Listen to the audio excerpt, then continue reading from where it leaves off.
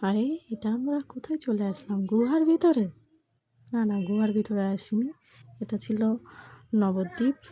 নবদ্বীপের ৬০ ফুট মহাপ্রভুকে দেখতে এসেছিলাম। তো ওর ভিতরে গেটের পরেই ছিল এরকম একটা গুহা বানানো। আর এর সাইডে ছিল দেখো কত রকমের মাছ।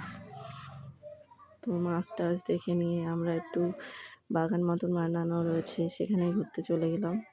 তো চলো তোমাদেরও দেখাই মাছের পরে আরও কি আছে এখানে দেখার। দেখো দু সাইডে গাছ-টাছ রয়েছে আর এখানে রয়েছে অষ্টসখী সঙ্গে কৃষ্ণ। এর ভিতরে অনেক রকমের করে রেখেছে ঠাকুর।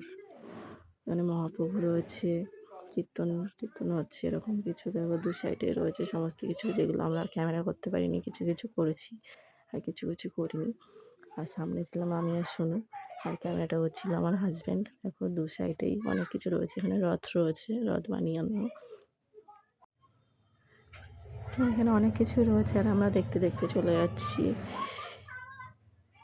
মহাপ্রভুর কাছে। মেন মহাপ্রভু এখানে পশুদের সঙ্গে আছে মহাপ্রভু।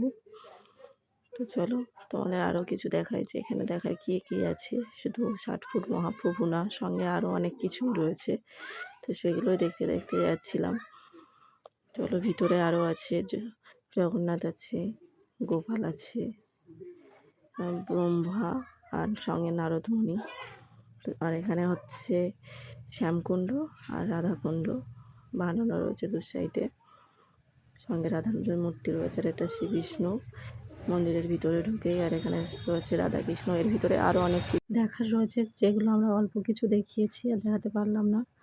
তো চলো এখানে গোপাল আছে, পঞ্চতত্ত্ব আছে। তো এগুলো দেখে নিয়েই আমরা বাইরে যাব মহাপ্রভুকে দেখতে, যেটা আমরা মেন দেখতে এসেছি। আর এখানে এন্ট্রি ফি হচ্ছে 10 টাকা করে টিকিট। আর 3 বছরের ঊর্ধ্বে বাচ্চাদের টিকিট কাটতে হবে। তো এগুলো দেখে নিয়ে চলো এই যেটা মেন আকর্ষণ আমরা দেখতে গিয়েছিলাম মহাপ্রভু। পৃথিবীতে আরও অনেক কিছুই দেখার রয়েছে, জন্মভূমি আরও অনেক কিছু। তো এখানে ছিল মহাপ্রভু ৬০ ফুট মহাপ্রভু যেটাই আমরা দেখতে গিয়েছিলাম।